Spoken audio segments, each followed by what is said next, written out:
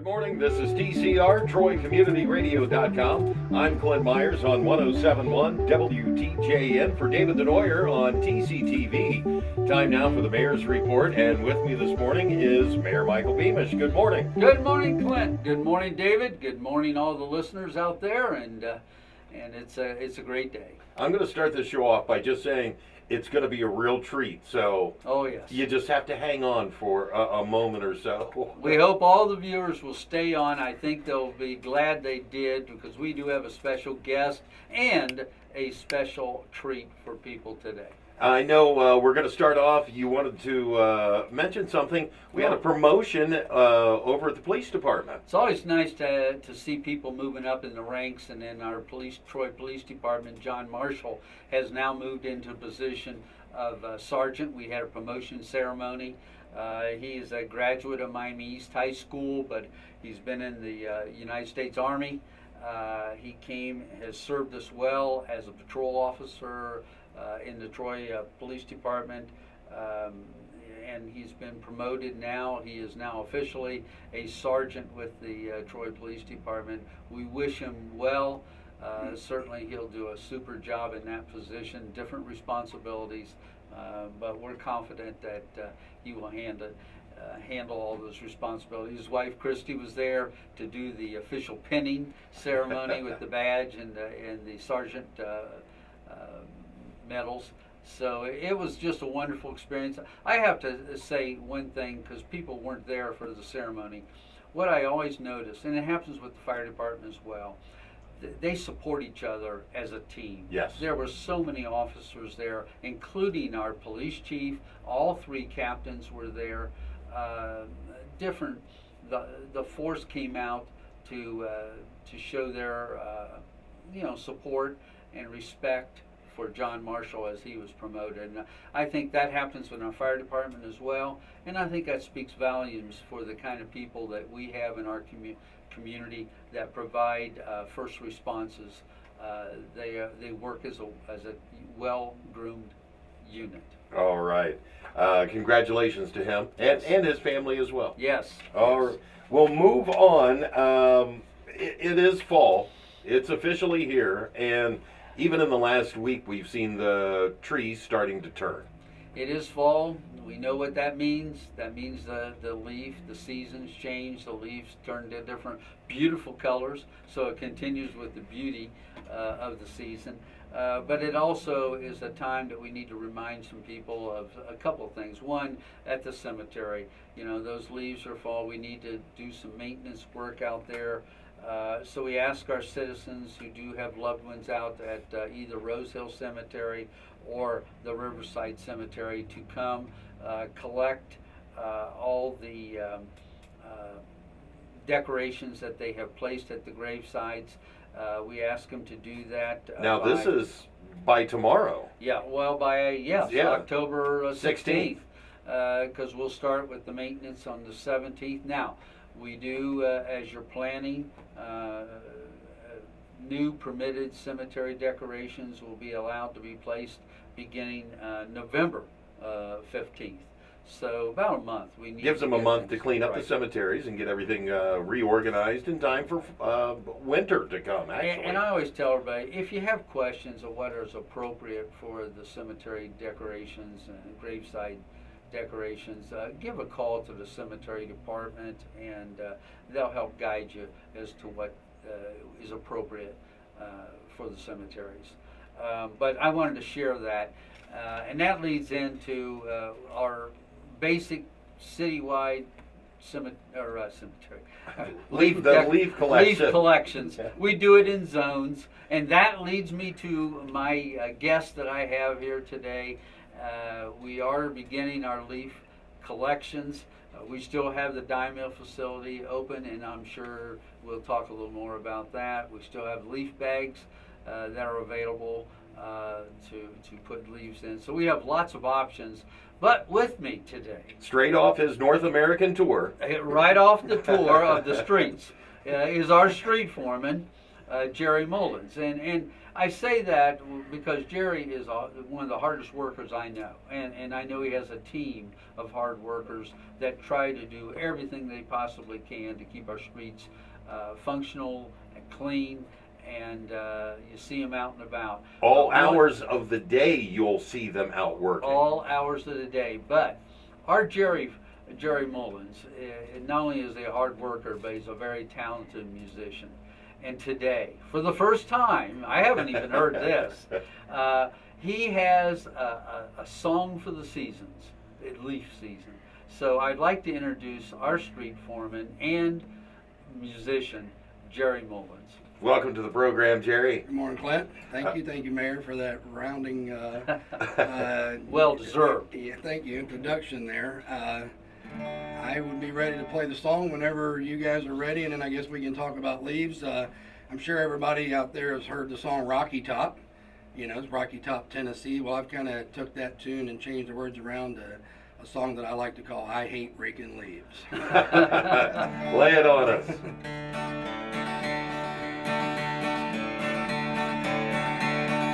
Fall is here and we all know the leaves will be coming down.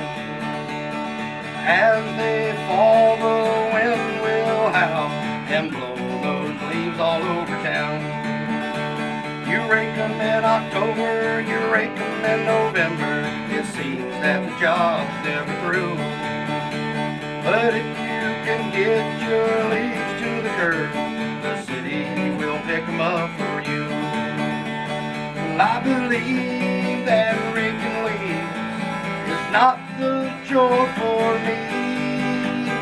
I decree it makes me grieve. I hate raking leaves. I hate raking leaves. Now if you don't want to rake by a blower, man, them things are really loud. But when you blow that last leaf off of your yard, it makes you feel really proud. Now if you want to keep your leaves, that's fine. Mulch them up in a flash. Put them in a tea bag, place them to the curb the day that the city gets your trash. Now I believe that raking leaves is not the chore for me. I decree it makes me grieve. I hate raking leaves. I hate raking leaves. You can take your leaves to Dye Mill Road. It's open till December 10th. You'll have to unload your leaves by hand, so that may take a little strength. It won't be long before the leaves are gone, and there's one thing we all know, that once these leaves are out of our lives, man, here comes the snow. Now I believe that raking leaves is not the chore for me. I decree it makes me grieve. I hate raking leaves. I hate raking leaves. Big finish. I hate raking leaves.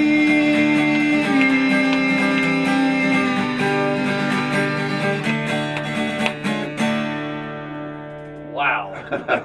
Excellent job. Thank you. He told the story of the season right there, and took it to verse, and that's Jerry. Jerry can take songs and lyrics and build on any season. And I asked Jerry to see about maybe putting a fall leaf tune together, and boy, wasn't that great. Well, I could see where people would be on their yard and could be singing that while they're raking leaves. Yeah, if you can sing while you're raking leaves, you're a special person.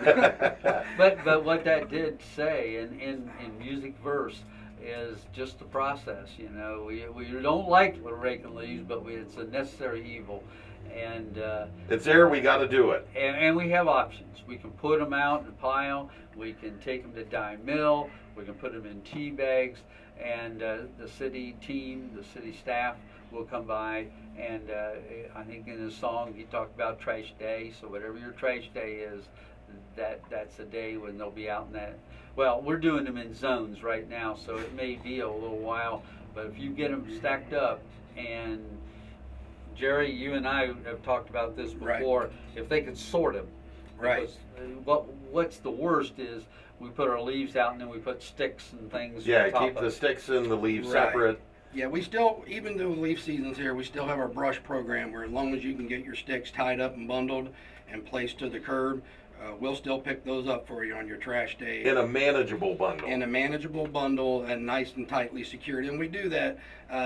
It's not that it makes the job easier. It allows us to keep the sticks from going down the gutter and going in and blocking the storm drains. And in leaf season, that's extremely important because even though we will pick up the leaves and people do get out and blow their leaves out of the yard, the leaves fall everywhere. They fall on the road and they're going to fall into our storm drains. So it's imperative if you have a storm drain out in front of your house, you don't want the road to flood.